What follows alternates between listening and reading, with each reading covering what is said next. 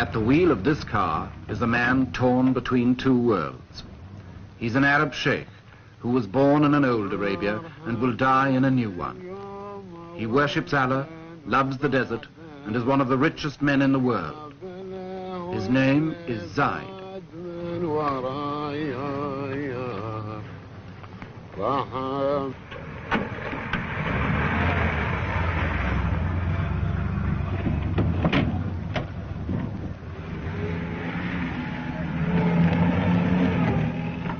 Zaid rules a little kingdom in Arabia called Abu Dhabi.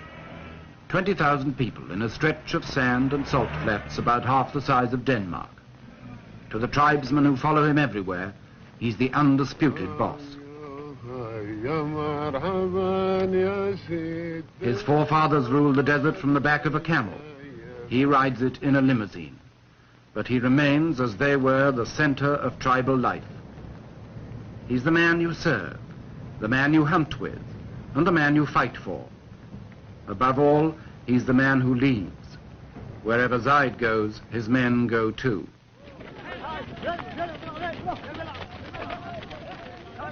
Those who don't travel with Zaid come out of the desert to greet him. They all owe their loyalty to him, and they all expect rewards from him.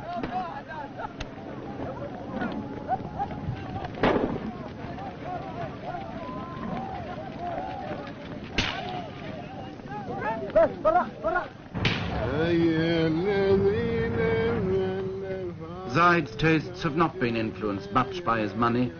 He likes the simple life, to drive himself, to go hunting and camping in the desert, to be with his people as a sheikh should be, to follow the ways of the old Arabia.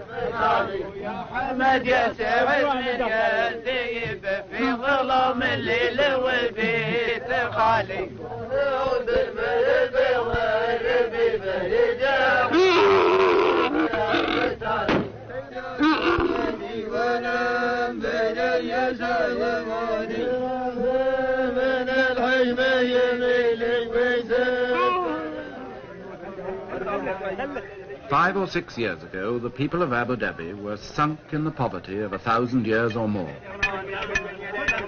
The 20th century had passed them by.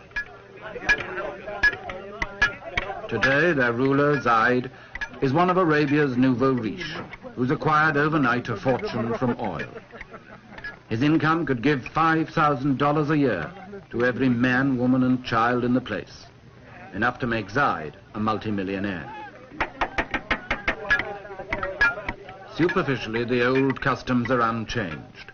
The tent goes up as it always did. The food is prepared as simply as before.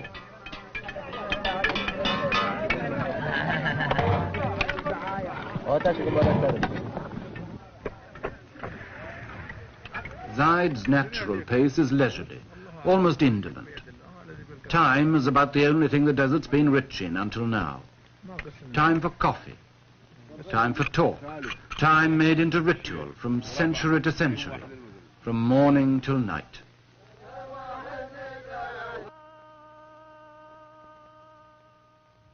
Submission makes everyone equal.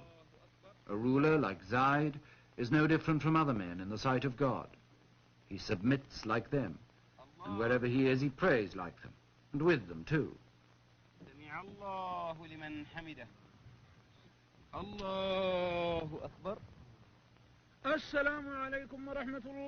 Money changes all relationships.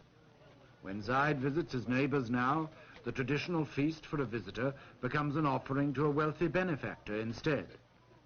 Unlike many of Arabia's oil millionaires, Zaid believes in sharing his wealth. He told me once, the oil business is like a lottery. I might still be poor and my neighbors might be rich, so we ought to help each other.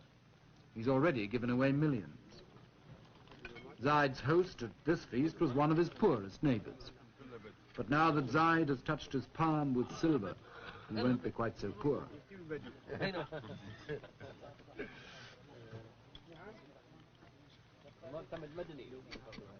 The feast is...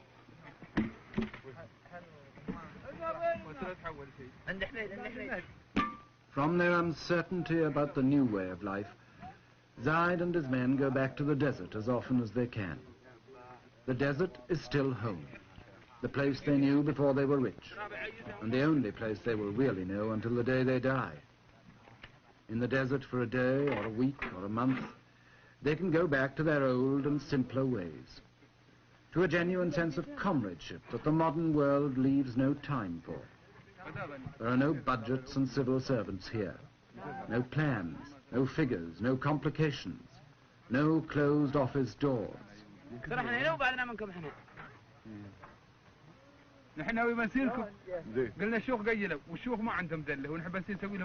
There's the sky, the heat, the emptiness, and the infinity of time that they've always understood. Out here, they can all be sure of themselves again. They can relax and be men again. Or perhaps, being only men, they can just be boys.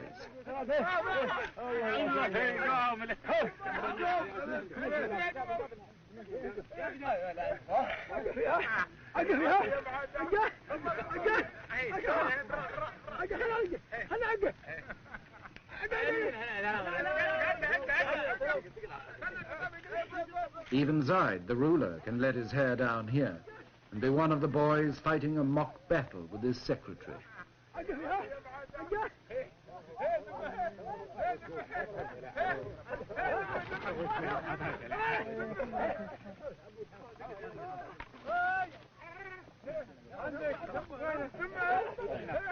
On trips like this, the desert is an escape, a recovery of innocence, a return to Eden.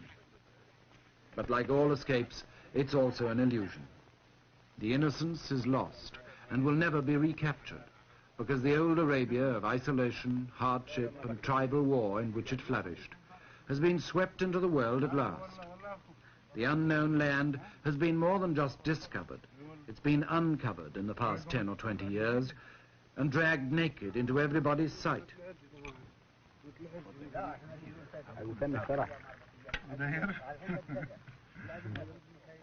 Of course, this doesn't mean that the old Arabia has disappeared in the space of the last few years. It's still a hard land that breeds a hard people.